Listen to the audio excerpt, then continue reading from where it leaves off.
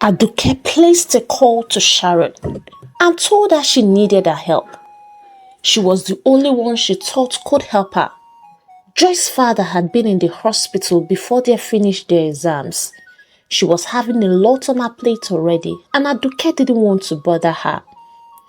"Hello, Sharon. Good day," Aduke spoke from her end. "Hey, Eddie, what's up? How are you doing?" Sharon asked. "Not fine, my dear. Things are very bad here at home. My mother's shop was burnt. Things are very rough," Aduke told her.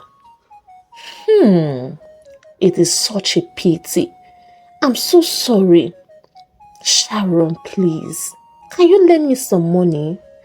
My mother borrowed some money to stock up her shop before the unfortunate incident, and they aren't taking it easy on her at all." "Oh, my dear, I honestly wish I can be of help. But the thing is, I just bought a car and I'm not really financially stable yet." "Wow. Congratulations, my friend," Aduke said, trying so hard to hide her sadness. "Thank you, my dear. But I can be of help in another way, if and only if you are willing to." "Sharon, I really need to assist my mother.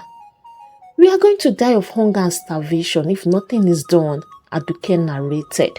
"Well, like I've always told you, a pretty girl like you shouldn't be lacking anything. You can get all you want.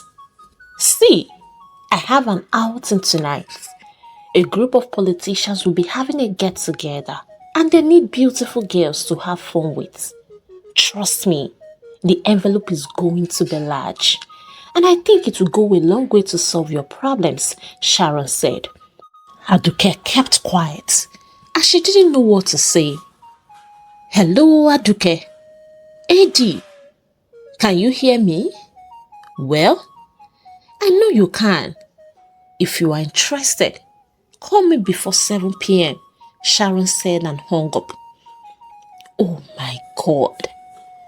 Life is so cruel. Aduke sat down thinking, will I lose my virginity this way? I am almost 22 and I've never had this thing. Will I give myself to a man who has no feeling for me? Oh my God. What do I do now? As she was lost in thought, her mother walked up to her. She was looking really pitiable. She was so thin due to too much thinking. Oh, mommy, what is it? Why are you looking so sad? What's bothering you? Her mother asked with great concern. Mommy, everything is so saddening. Why would all this happen to us? What do we do? How do we get money to survive and even pay those you borrowed from? The embarrassment is too much. And Bami is not showing any concern, Aduke said, almost in tears. My child, I have called for help from all I know. No one seems to have. I have been thinking about the whole situation, yet nothing. So I've left everything in God's hands. When the people come and they demand for their money, I will try and play for some weeks. But if they refuse, anything they like they can do with me, her mother said as some tears flowed down her cheeks. Mommy, it is well. There must be a way out from all this. There must be a way. While they were still talking, two women came by. They were so angry. Yaduke, why haven't you made return for 2 Fridays now? One of them spoke angrily. Please, Iyajoke. Emma Binu, I am sorry. You know what happened? Before Iyaduke could finish her line, the other woman shouted, Please, Iyaduke. Whatever happened to you is no fault of ours. We won't tell others that contributed for you that they can't have their money because something happened to you. So please go inside and get the 16,000 naira for both last week and this week contribution. Please. Iyabola, You know, if not for this unfortunate incident, I don't delay. I always pay as at when due, Iyajoke tried to explain. Iyaduke, please, all this you're saying are nothing but just stories. Give us the money and let us live here. They were already creating a scene. Ma, please, my mother will pay the money soon. Please give us some time. We would, Aduke said. Oh, keep quiet. Aren't you ashamed of yourself? Can't you assist your mother in paying her debt? You are just as useless as your father. Hold it right there, Iyajoke. Don't you dare call my daughter useless. I am the one owing you and not her. So please direct all your anger at me and leave my daughter out of it, Iyaduke shouted at the woman insulting her daughter. And that aggravated the situation. So you have more to talk, eh? You are talking and defending your worthless daughter when you cannot pay your debts. She heard Iyaduke's rapper dragging and demanding for her money. Neighbors and passerby had walked in, some trying to suppress their laughter, while others were trying to plead with the women to give Iyaduke more time. She must pay the money, oh. She and this useless daughter of hers were busy insulting us upon our money. The situation was going bad and Aduke had to do something.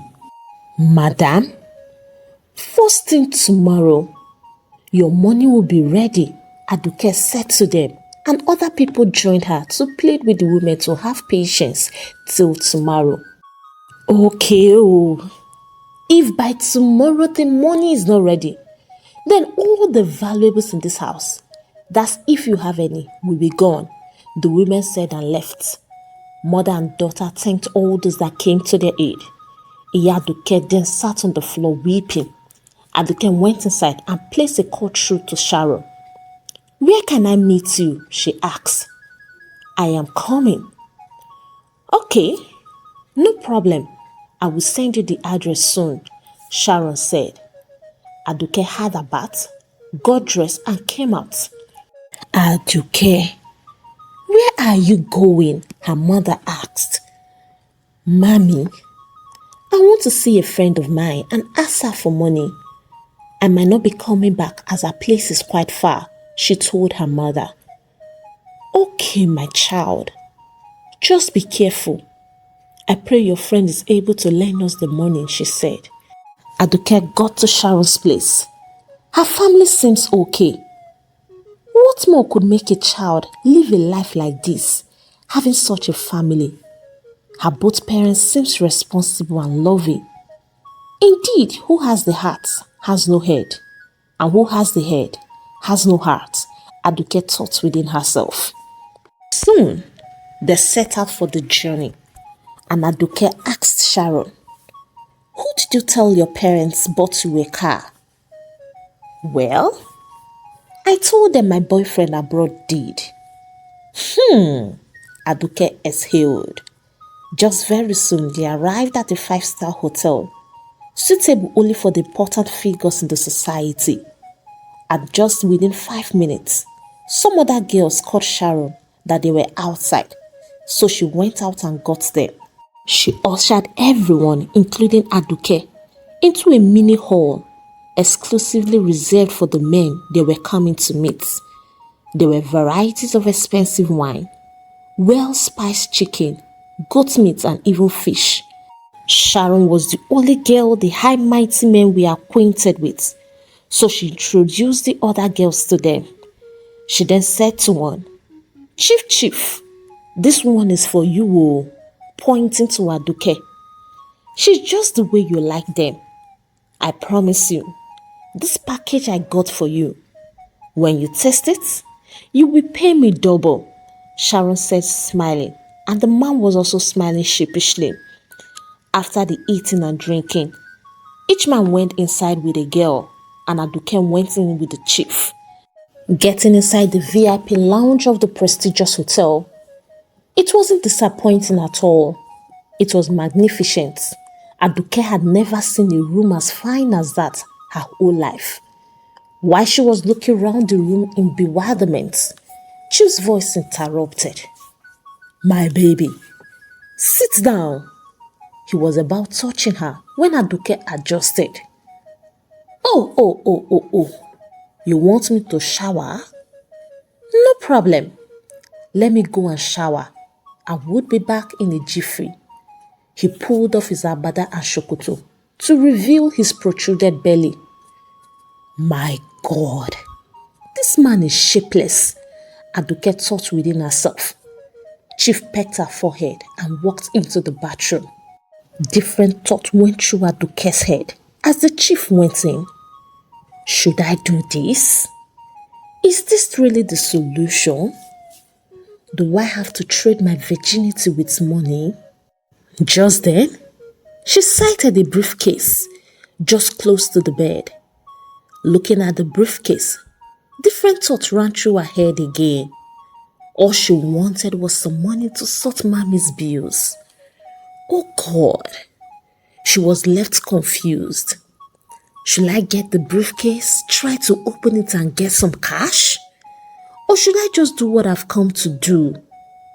Oh God, but losing my virginity like this can't possibly be the solution. She went to the briefcase, took it and tried to open it. Thankfully, it wasn't so difficult. She tried and it opened. Lo and behold, neatly arranged bunch of dollar notes. Her heart stopped beating for some seconds. She hadn't beheld so much money, especially in hard currency. Take everything and run away. That would change your story and that of your family for life, a voice said. Oh no, that would be so greedy of you. Take some and leave. Aduke listened to the other voice. She took about 5 bundles and ran out of the room. The hotel was a magnificent one. Finding her way out was another thing. She was rushing to the elevator. Do you even know how to use that? She asked herself. So she ran to the stairs, rushing down as fast as possible as she could. Finally, she got out and headed to the gate. It was late already, but she didn't mind. Where are you going? Asked a security. I am going home. Do you have a problem with that? Aduke asked, trying to act normal, which certainly wasn't working.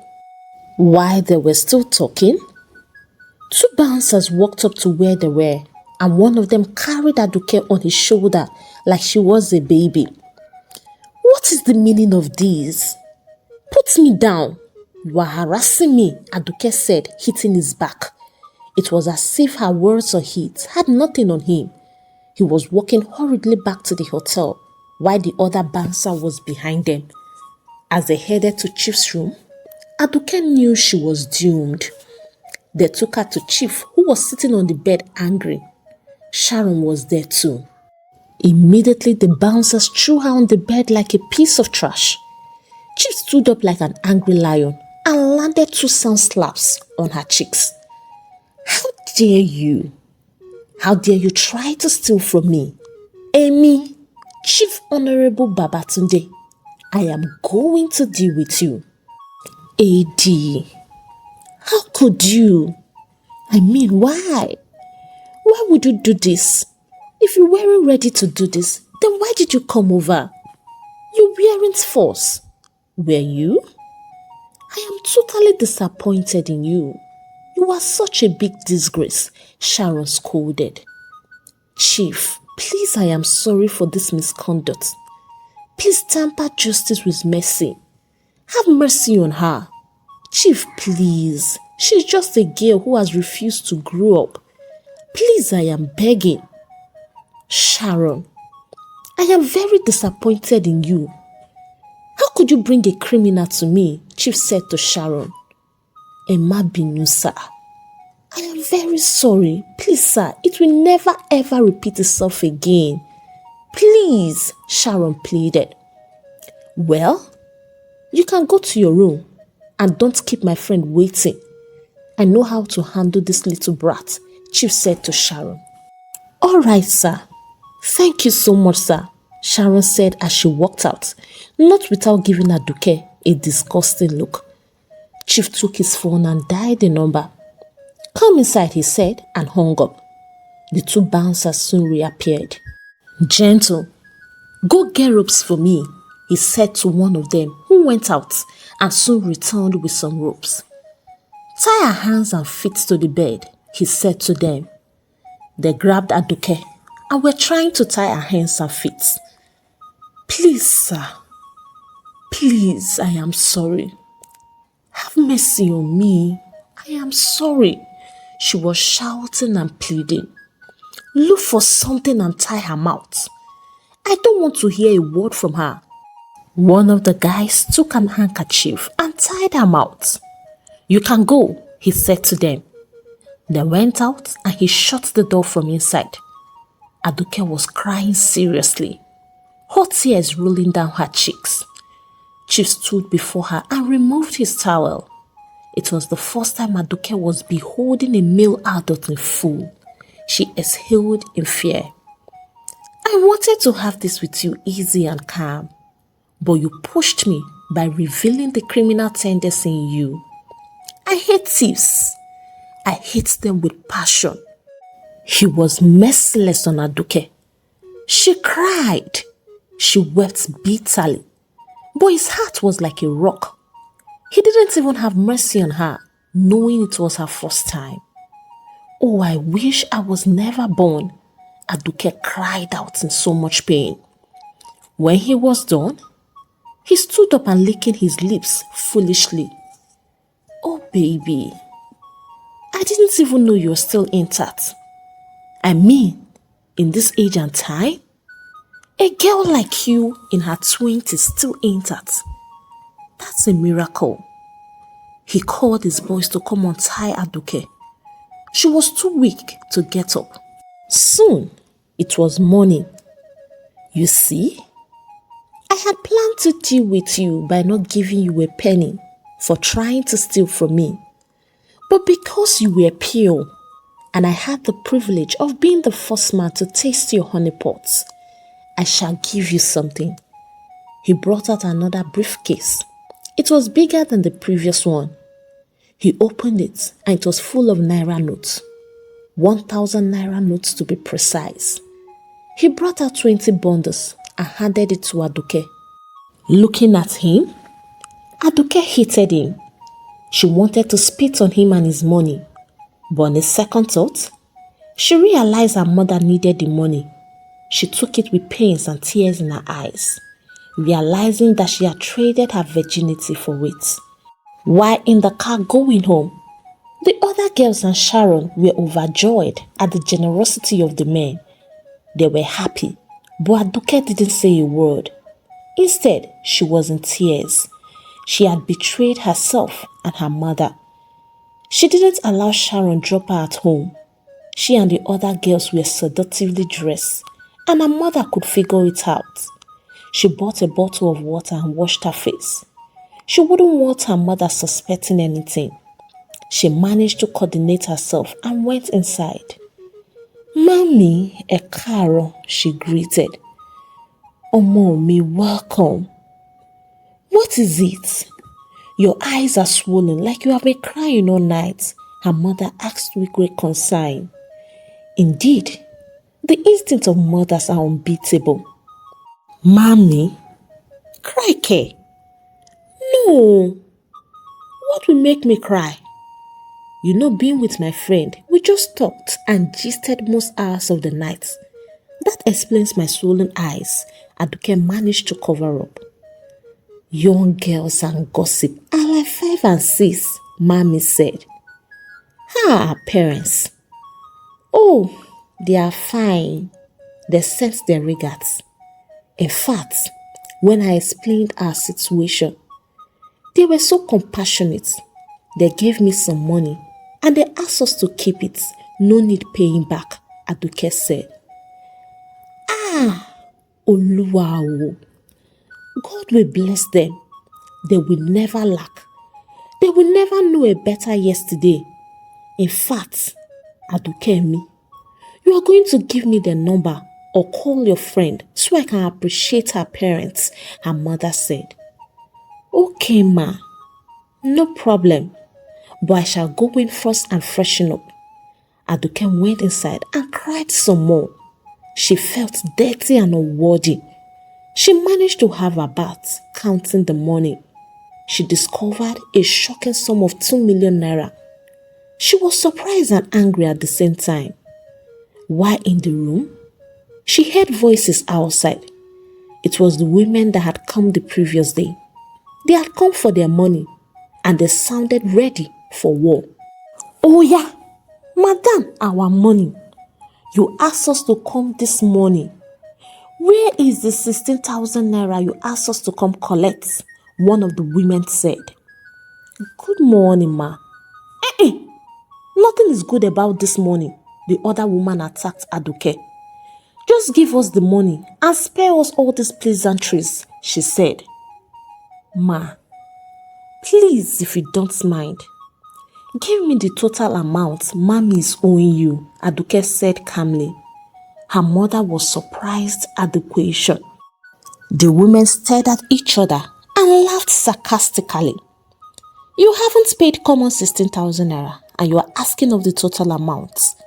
Well, if you must know, your mother borrowed 200,000 naira with interest of 20,000 naira only, making it a total sum of 220,000. But your mother has paid only 3 times. So 8,000 times 3, she asked Aduke. 24,000, she replied. Well, that's how much your mother has paid. Her balance is 196,000 naira, the woman said and opened her hand like she wanted to receive something. Excuse me, please, Aduke said to them and went inside and brought her 200,000 naira. Here, she said, handing the money to one of them. That's the sum of 200,000 naira. You can keep the change for your inconveniences. The women were shocked to their bones. They are left in shame like snails in their shell. God will bless that your friend. For doing this for me, it shall be well with them all. Her mother showered praises while Aduke went inside her room to cry her eyes out. She hated herself for what she did. She had so many regrets in her head. If I had known, I wouldn't have called Sharon. If I had known, I wouldn't have gone in with Chief. If I had known, I wouldn't have stolen from Chief. So many if I had known. Seeing the money was another problem for her because it was a constant reminder that she had traded herself for it. She called her mother later in the evening of that day. Mommy, which other person do you owe money? She asked. My daughter, it is an organization. I borrowed 300,000 naira there with an interest of 60,000 naira. But I have paid 120,000 to balance 240,000, her mother said. Mommy, dress up and let's go there, Aduke said. But oh mommy, are you telling me your friend's parents gave you that much? She asked concerned. Actually, my friend's parents are very rich. When I narrated our situation, they had compassion and gave me the sum of 2 million naira cash, Aduke said. Oluwao, you said 2 what? Mommy asked anxious. Mommy, 2 million naira. They are very nice, Aduke said. Aduke, I can't wait for you to take me to their place. These people are angels in human form. Put a call across to them. Let me appreciate their kindness. Aduke's head was spinning round because they weren't any parents. Mommy, they actually left for America today. Both of them are going for vacation, she managed to say. Okay, no problem. Call your friend so I can appreciate her, her mother said. Okay, ma.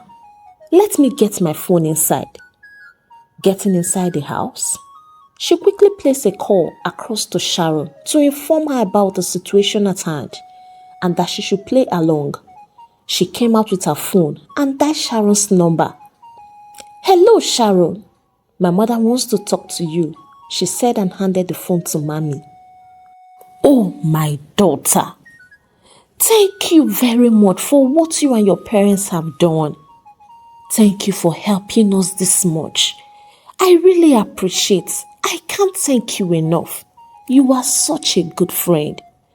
God bless you and your parents with kindness, just as you have done for my daughter and I. God bless you." Mommy kept praying and thanking Sharon for over 15 minutes. In Aduke's heart, she was like, if only she knew what the truth was.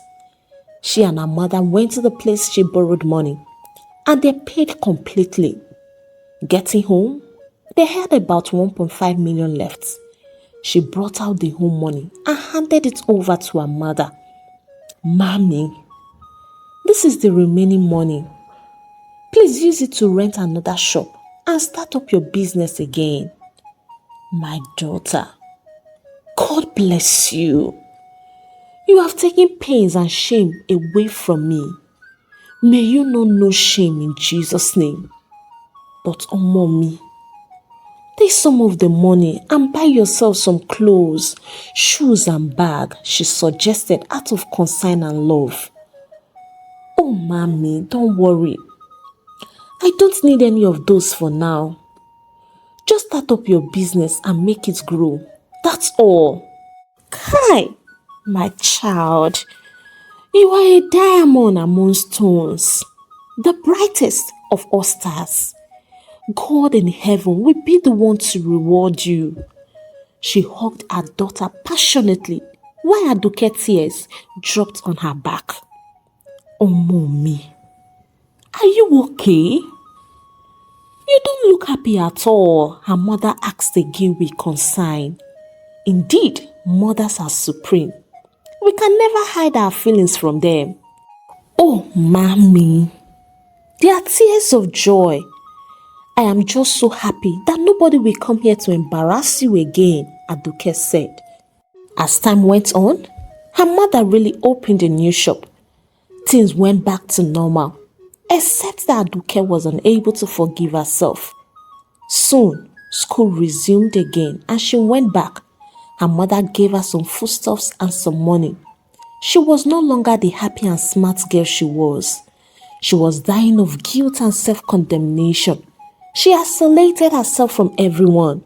She just wanted to be alone. It was even affecting her focus in school.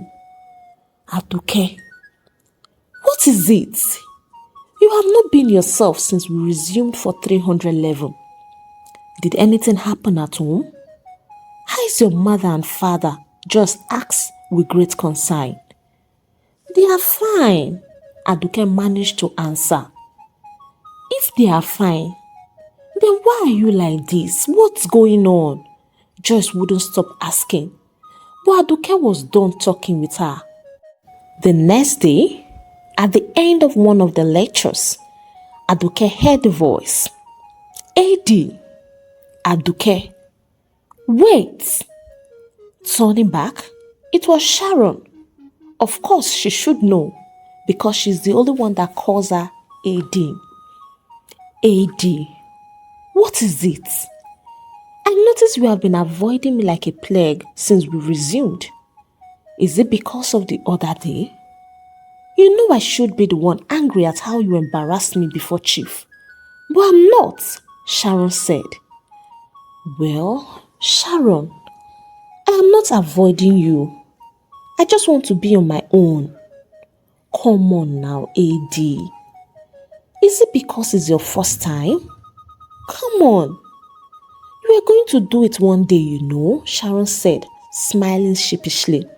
Aduke wondered how she knew, because she didn't disclose that to her. "Don't give me that look, Joe. Chief told me how pleased he was being the first to swim in your pool. He also told me how handsomely he rewarded you. Babe, 2 million naira for a night. That That is jackpot.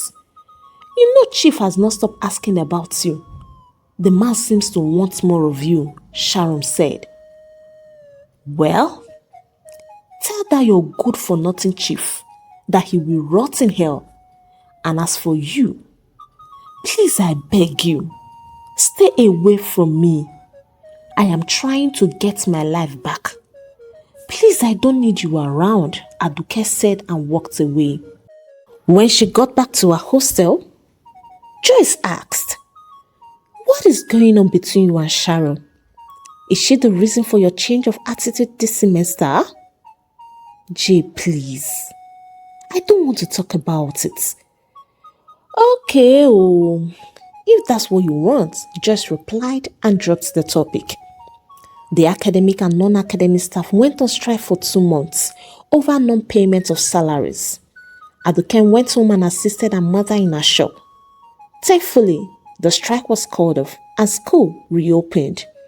It was almost 5 months after the incident. Aduke was looking very fat. Her cheeks, body and every part of her was looking very big. Aduke, you are looking so fat though. What are you eating? Joyce teased one afternoon. Fat girl. Abego, which fat? Aduke replied. I am serious. You are looking like a pregnant woman, Joyce added. Jay, please. I don't have strength for all this your talk this afternoon, Aduke said. After some minutes, Joyce's words started ringing in her head. I look pregnant. But how possible? I have been seeing my period since the incident. So how possible is that? But on a second thought, my period haven't come for almost 2 months. At that minute, her heart skipped. She went to a nearby laboratory and had a pregnancy test done. And indeed, it was confirmed she was pregnant. But how? I had an unprotected sex about 5 months ago, and I've been seeing my period only for a month plus as my period delayed. Well, young lady, at times that happens, but to be double sure, let's have a scan. Aduke did the scan immediately, and she was confirmed 18 weeks and 3 days, almost 5 months, and about the same time she had an encounter with the chief. It was as if her whole life was crumbling before her. But how come? I didn't experience the signs of pregnancy like vomiting, weakness, and all that, she asked the doctor. Well, inasmuch as those are indeed signs of pregnancy, but it varies from woman to woman. Some experience those and more, while some like you experience nothing, the doctor explained. But my tummy is almost the same way, Aduke asked again, like she was still in doubt, even after the scan. Well, being that you're a chubby lady, it may take time before your baby bump can be obvious. But that doesn't mean you aren't pregnant or that the baby bump wouldn't eventually be seen. Maybe at 6, it will be very obvious. But if you are in doubt, you can confirm the result elsewhere, the doctor said and excused her. His last words were encouraging. Aduke said, maybe they don't know what they are doing here. So she decided to have the test somewhere else. The result was out in a matter of minutes. And indeed, it was reconfirmed that she was pregnant. Aduke couldn't believe her ears. But how? I mean, why would God allow this to happen? But God saw that Chief forced himself for me. I don't even know him or where he lives. Moreover, Chief is a man in his late 50s or early 60s. Old enough to be my father, if not my grandfather. Oh my word. How do I face Mommy? Oh, Bami will laugh at me. He has told me a female child doesn't deserve education, and I've proven him right. Oh, why me? She cried for days, but nothing changed. Instead, the pregnancy was growing by the day. From the moment she was confirmed pregnant, all pregnancy signs popped up. Whether it was because she was thinking about it too much, or it was waiting for her to know she was pregnant before the signs, Aduke couldn't comprehend. She was always tired, vomiting, and eating like a thief. Aduke, what is wrong with you? You are looking a shadow of yourself. Are you pregnant? Talk to me, Joyce said. Aduke could see the care in her face and her eyes, but she couldn't bring herself to tell her she had an unprotected sex with an old man for money. She just couldn't. Well, if you feel like talking, just know I'm right here and I love you so much, Joyce said and went out. Who do I talk to? Who would understand my plight? Sharon. Yes, Sharon. She's the only one that can understand me. I mean, she brought me into this mess in the first place, Aduke thought. She brought out her phone and dialed Sharon's number. Eddie! Thank God though. You remembered me today? Are you sure I am safe? Sharon asked. Sharon, I need to see you now. It is very important. This one you are sounding like this. I hope you are okay. Anyways, I am not at home. I went to a bar around with someone. But in the next 20 minutes, I should be home, Sharon said and hung up. Aduke changed into something better and headed to Sharon's place. She met her at home. Apparently, she just arrived.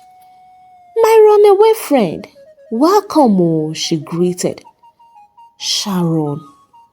Please, I came here for something very important, Aduke said to her. Wow, this sounds serious. She sat close to her. What is it? Talk to me, I'm all ears. Sharon, I am pregnant, Aduke said with tears in her eyes. Sharon hissed loudly. See how you got me worried like it was something serious. Pregnancy.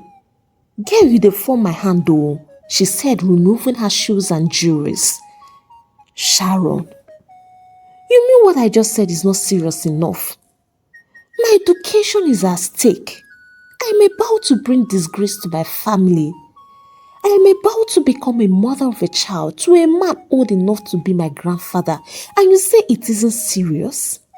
Girl, calm down no. You are making a mountain out of a molehill. Belen a new thing? See, being pregnant isn't a new thing and it can't stop your education or what have you if you don't want it to, Sharon said bluntly. Sharon, definitely I don't want it to. So what are you talking about? What should I do? Aduke asked her.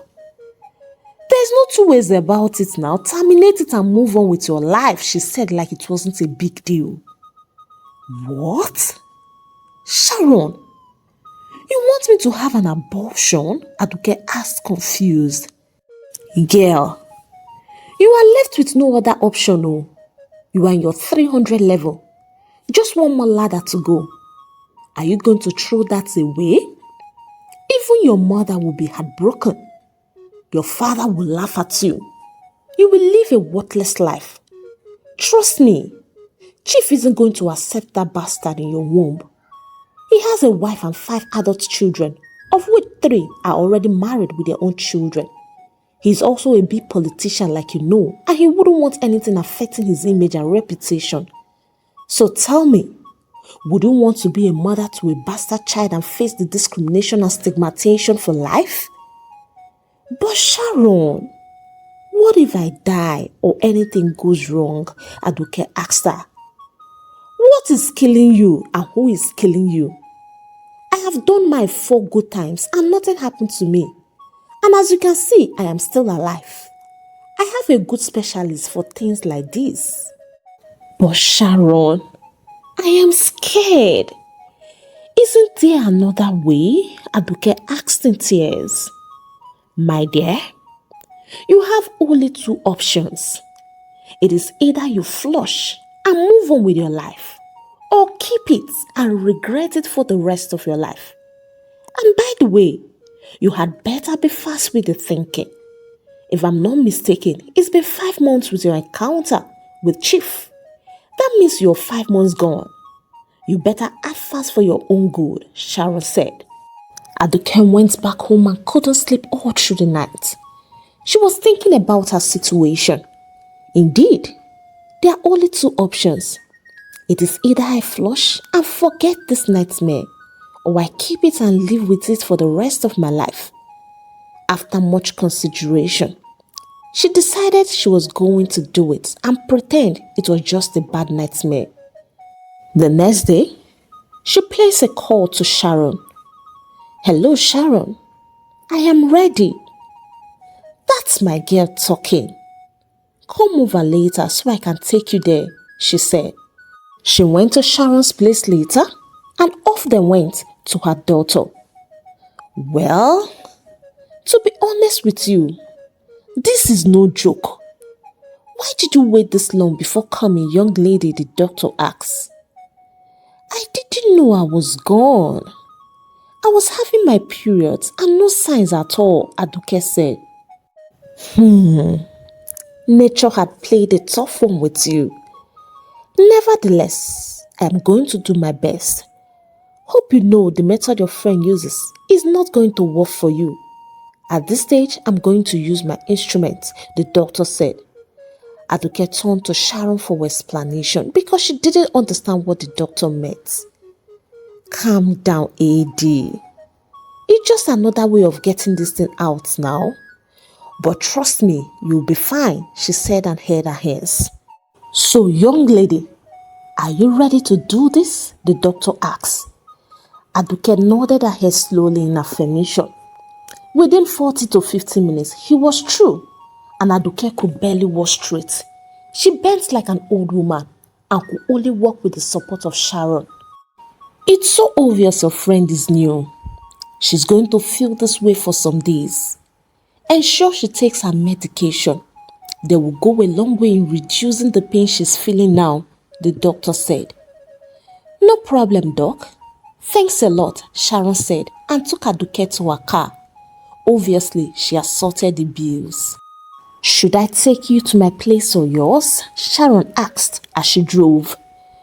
"Take me to mine, please," Aduke replied, believing the pain was going to stop soonest.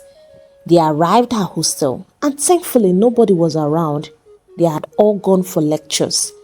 Sharon took her in and went and bought some energy drinks and provision. She stayed for like 30 minutes before leaving, promising she would return check up on her later.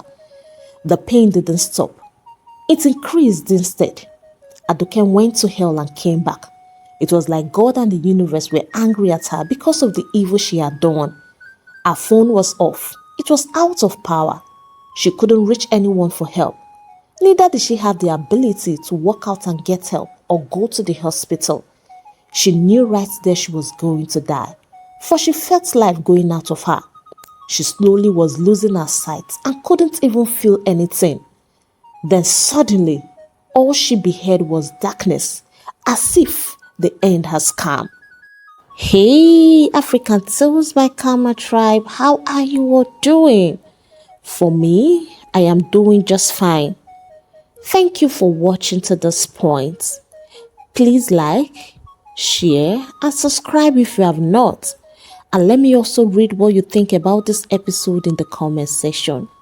If you'd like to support my channel, kindly use the link on my bio or the link on the description of this video to buy me coffee. You can as well buy me your super thanks. It is going to be an interesting ride on this series, so please watch out for the next episode. Until then, it is a goodbye from here, and God bless you.